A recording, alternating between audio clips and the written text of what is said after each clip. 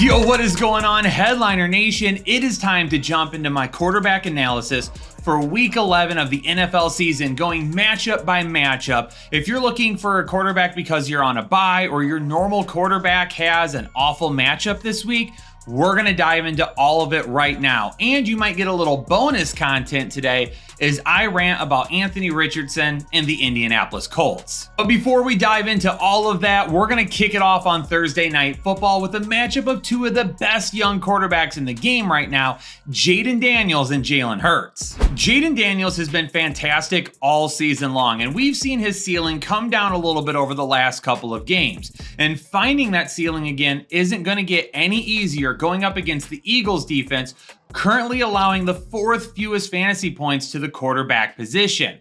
Jayden Daniels also is not running the football nearly as much as he did at the beginning of the season, which has also hurt his ceiling a little bit as well. As far as a floor goes, I don't think I'm starting very many people over Jayden Daniels. If you have him, I'm not going to the waiver wire trying to drop guys and find somebody else. I'll just roll with him this week, and hopefully this matchup gives us just enough fantasy points that we don't regret it later. I mentioned something similar about the Washington defense in my wide receiver video, but right now total for the 2024 season, they're about middle of the pack when it comes to facing quarterbacks. But over the last 4 weeks, they have allowed the 10th fewest fantasy points per game to the quarterback position. Their secondary is getting way better. But the Philadelphia offense is just clicking right now, and Jalen Hurts is making a run at that ceiling that it really feels like we haven't seen in quite some time. So even with the defense that is overperforming right now and getting a whole lot better every single week, and we'll be adding Marshawn Lattimore to the mix, Jalen Hurts still has a really nice floor, and his rushing ability gives him a really nice ceiling as well. There's a couple of reasons behind why Jordan Love may not have the best ceiling this week. And the first reason is just the Chicago Bears defense. They're currently allowing the fewest fantasy points per game to the quarterback position. They do a good job all on themselves of shutting down opposing passing games. But then when you take a look at reason number 2, it also is why Caleb Williams is a high risk for me this week. The offense as a whole for Chicago just has not looked good as of recent. They're making a change at the coordinator position, and maybe that breathes a little bit of life into the Chicago offense.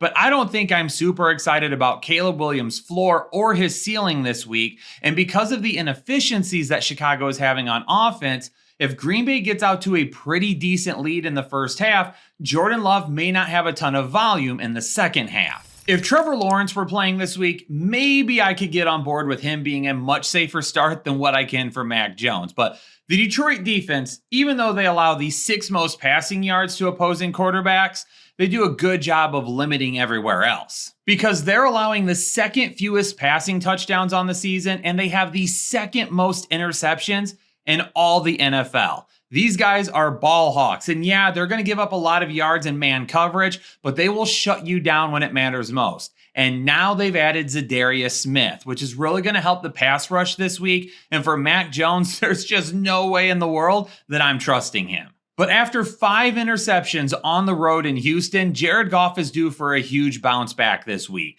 The Jags allowed the 3rd most fantasy points per game, the 3rd most passing touchdowns, and passing yards to the quarterback position. And right now, over on Underdog, they've got Jared Goff's projection listed at 230.5 passing yards. Yeah, Detroit should have a pretty decent lead and end up winning this game, but this feels like the perfect bounce back opportunity, and Ben Johnson is going to give Jared Goff that opportunity to get back on track, gain that confidence back moving forward, especially at home going up against a poor defense. They're going to run the football an awful lot, but don't be shocked if Jared Goff takes more than a few shots down the field. After 3 straight top 12 quarterback finishes from weeks 3 through 5, Sam Darnold only has one more QB1 finish since then. Some of that upside that he had earlier in the season has disappeared a little bit. And now his matchup against the Titans isn't really going to allow him a whole lot of ceiling either. Really, when you take a look at what he could do this week, because the Titans secondary has been so good, maybe just over 200 passing yards and 1 passing touchdown is really what I feel like we could see this week. If they're going to beat Tennessee, they're going to have to do it on the ground. Will Levis was actually really solid against a very good Chargers defense last week, threw a couple of touchdowns and no interceptions. But really what we saw from him last week is probably his ceiling. And because he does have an issue with turnovers like we saw earlier in the year, going up against a Minnesota defense that has the most interceptions of any defense in the NFL, Will Levis is extremely risky. Matthew Stafford with Cooper Kupp and Puka Nacua, they struggled on Monday Night Football against this Miami defense. Now you want me to bank on Gardner Minshew with Jacoby Myers and Trey Tucker? Absolutely not. Not going anywhere near it. Miami allows the 5th fewest fantasy points to the quarterback position right now, so Gardner Minshew can just hang out on waivers. Since Tua's come back from the IR, he doesn't really feel like a guy with a whole lot of ceiling, something that this offense has shown a lot of over the last couple of years. But his floor hasn't been all that bad. If we're starting Tua, we're starting him in the hopes that he gives us numbers that are right around quarterback maybe 14 through 10, that low-end QB1, high-end QB2. Those high-end quarterback 1 numbers, unfortunately, just haven't been showing up. And with Tyreek Hill being banged up, I don't know if they will anytime soon. On paper, it looks like the New England Patriots do a pretty good job of limiting the upside of opposing quarterbacks. And while that is somewhat true, it's also enhanced by the fact that the Chicago Bears couldn't do anything against the Patriots last week, because going into that matchup, the Patriots were inside the top 10 of most passing yards allowed to the quarterback position. And while Stafford struggled a little bit last week going up against the Miami Dolphins, I think he's going to have a much better floor this week with Cooper Kupp and Puka Nacua picking up quite a bit of yards against this secondary. Now, a lack of scoring may end up hurting him because Kyren Williams has a fantastic matchup, so he might not throw as many touchdowns as we would like, but the yards will probably still be there. Drake Maye doesn't have the most upside in the world, but he does have a pretty decent floor every single week. He is playing very well right now, and it definitely looks like New England made the right choice in drafting him. So for Drake Maye, he adds a little bit of yards on the ground, and in this matchup, going up against a team that allows quite a few passing touchdowns, he does have an opportunity to maybe find the end zone a couple of different times. While I'm not banking on QB1 numbers this week, he should be a high-end quarterback too.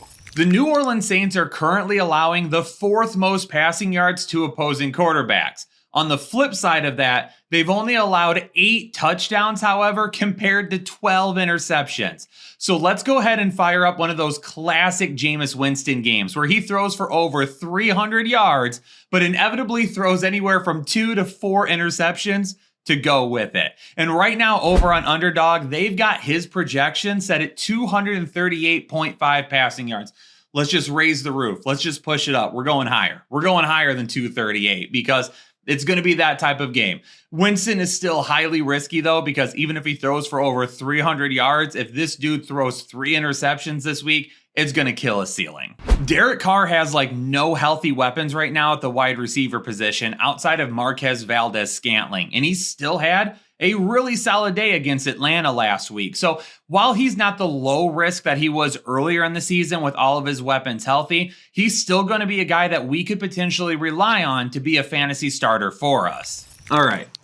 So bear with me here for a second. If you don't want to hear me ramble for a minute, then if I were you, I would just skip to the next matchup. But if you want to hear me ramble about the Indianapolis Colts, stick here for a second. Why is it that the Colts have decided that since Peyton Manning left, that they want to do everything in their power to ruin all of their young quarterbacks? You had a guy that was considered a generational talent in Andrew Luck, one of the best quarterback prospects of all time, and you didn't put an offensive line around him, and you essentially pushed him into early retirement because he was tired of getting killed behind his crappy offensive lines every single year. And now you've got Anthony Richardson, who when you drafted at number 4 overall, you knew was a raw prospect, that it was going to take some time, that he was going to need to work on a few things, and there were areas of his game that didn't translate right to the NFL level. But you ran him out there last year, no matter what. You decided to make him your starter, which is fine. He gets hurt, misses the rest of the year, so you had to assume that this year was going to be difficult as well. So what do? You basically say, nope, thanks anyway. We're going to go with Joe Flacco. He gives us the best chance to win. Richardson needs some time. We're going to go with Joe Flacco for the rest of the season. Just to turn around 2 weeks later and say, hey, guess what? Anthony Richardson's the starter once again. I hate the Indianapolis Colts so much for the way they handle their young quarterbacks. Because if they don't figure it out, they're going to kill Anthony Richardson as well. And people are going to stand around and say, oh, told you so. Anthony Richardson was never that good. When in reality, he just never had a chance to get better. Okay, rant over. Anthony Richardson's a high-risk start this week. If you want to try and run with it, go ahead. Now, the numbers last week against the New York Jets look a little bit better for the Arizona Cardinals than what they really are, because Kyler Murray threw for 266 passing yards. However, 80 of those were to James Conner, who was the top receiver. A lot of the rest went to Trey McBride, and then Marvin Harrison Jr. had like 35 yards and a touchdown. So the numbers last week look a whole lot better than what they actually are until you dive into them and then realize it didn't really do a whole lot because there was a bunch of dump offs and things like that. So let's go ahead and just be very cautious with Anthony Richardson this week. Maybe he throws a deep bomb or two. Maybe he gets himself a rushing touchdown. We'll see what happens. But we're going to have to just realize that for the rest of the season, the Indianapolis Colts are going to be volatile. I would love to say that Aaron Rodgers is a low risk in this matchup, but with the way this Jets offense has been playing, I just can't do it. If he can give me 220 passing yards and 2 touchdowns this week, I would be ecstatic for that, but I don't know if his ceiling is a whole lot higher than that either. Lamar Jackson could be going up against the best defense that barely allows any fantasy points to quarterbacks and all of that good stuff, and he's still going to be a low-risk start for me. He has more passing touchdowns already right now than he did in his MVP season last year. He's on track for another MVP season, and honestly, Lamar Jackson, one of the best quarterbacks in all of football. So if you own Lamar Jackson, you play him, you set it, you forget it, and you take whatever you get, which typically is going to be quite a bit of points. Russell Wilson going up against the Baltimore Ravens is a fire start this week. The Ravens secondary allow the most passing yards, the most passing touchdowns, and the second most fantasy points to the quarterback position. Lock Russell Wilson in for a potential top 12 week. But you know what? Instead of locking him in as a top 12 option, let's just go ahead and lock him in as my Manscaped must-start quarterback of the week, because I feel like Russell Wilson has a ceiling of top 5 quarterbacks. There's really only maybe a handful of guys that I would start over Russell Wilson in this terrific matchup. And you know what? You got to head on over to manscaped.com and get yourself some holiday gifts or stocking stuffers for all the loved ones around you. And right now, if you use code word headliners20 at checkout, you're going to get 20% off your entire order and free shipping. But why don't we head on over to Underdog while we're at it? And I'm going to go higher than the 1.5 touchdowns that are currently showing as a projection for him on Underdog. Now, the reason I'm going with the touchdowns instead of the yards is because the yards are just your normal 1 times multiplier. However, with the passing touchdowns going over 1.5, you can bump it up to a 1.38 multiplier. So let's make a little bit more on it. There may be a crack in the armor of the Denver defense, but we'll definitely get a look at that this week going up against the Atlanta Falcons. Denver is still currently allowing the 8th fewest fantasy points per game to the quarterback position, but as of late, they've been a little bit more susceptible to quarterbacks playing well against them. In the first 7 games of the season, they only allowed 2 quarterbacks to throw for more than 200 yards against them. But over the course of their last 3 games, they have allowed 3 straight 200-yard passing performances against Lamar Jackson, Patrick Mahomes, and Bryce Young. Cousins definitely has an opportunity to be the 4th 200 passer in a row against this defense, but I don't know if his upside is much more than just that. Realistically, 250 passing yards and 2 touchdowns. I'm not expecting a huge performance, but an interception could also come with that. But on the other side of the ball, the Atlanta Falcons are currently allowing the 7th most fantasy points per game to the quarterback position. Bo Nix has taken advantage of some of these easy matchups that he's had over the last several weeks, but he's also unfortunately unshown why he has a lot of upside, but a really low floor at times. Going up against Atlanta, he has a lot of potential, but the risk factor for him is still right in the middle because he has a really low floor as well. We know we can basically lock Geno Smith in for 30 plus passing attempts in a game against San Francisco, but for him to reach his ceiling, he really needs DK Metcalf to be out there and healthy. And it sounds like that's going to end up happening, but as of right now, not 100% sure. So if you were to ask what is his ceiling right now, it's probably only quarterback 14 through 17, somewhere in that area.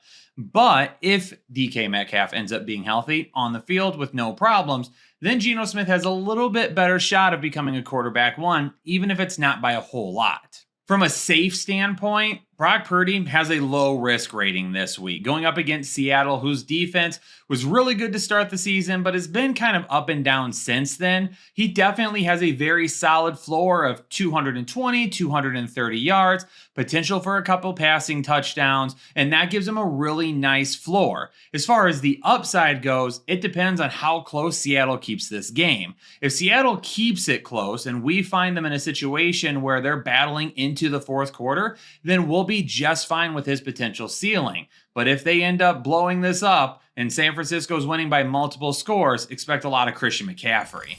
It seems like it's always a good game when Buffalo and Kansas City get together. And for Patrick Mahomes this week, this Buffalo defense does allow the 10th most passing yards currently to quarterbacks, but they have caused 11 turnovers so far this season. So because of that, you got to take care of the football. If you can do that against Buffalo, you definitely have a solid floor and have a shot at a really good ceiling. But if Patrick Mahomes turns the ball over, that's where we have a really tough time getting inside the top 12. The Chiefs are currently allowing the 10th fewest passing yards to opposing quarterbacks, and we already know that Keon Coleman has been ruled out. So really kind of the X factor here is going to be Amari Cooper. If he plays, Josh Allen should be good. But if Amari Cooper is out again, we're going to have a little bit of concern about just how high his ceiling is. Because in the passing game, his ceiling won't be that high. What we're going to need is quite a few rushing yards and potentially a rushing touchdown for him to get into the top 6.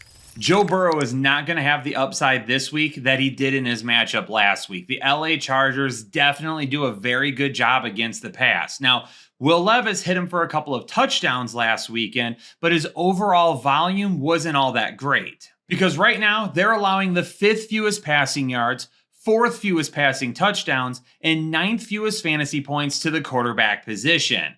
Joe Burrow this week, limit the turnovers, keep the ball safe, get yourself a couple of 100 yards and a couple of touchdowns, and you'll make fantasy owners happy. Justin Herbert hasn't had the highest upside in the world this season, but he's been a really safe bet for almost the entire year. It's very similar to what Jared Goff has done. Jared Goff, for the most part, has had a very solid floor, even if he doesn't give you a super high ceiling. But this week, Cincinnati, who allows the 10th most fantasy points per game to quarterbacks, Justin Herbert has a little bit higher of a ceiling than what we've been used to and can really find himself inside the top 10.